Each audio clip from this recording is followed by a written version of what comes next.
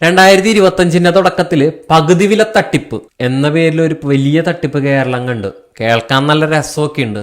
ഒരാൾ വന്ന് നാട്ടുകാരോട് പറയണം, നിങ്ങൾ എന്ന് പണമടച്ച നിങ്ങൾക്ക് സ്കൂട്ടറും ലാപ്ടോപ്പും മറ്റ് വീട്ടുപകരണങ്ങളും പകുതി വിലക്ക് ഞാൻ അങ്ങോട്ട് തരും.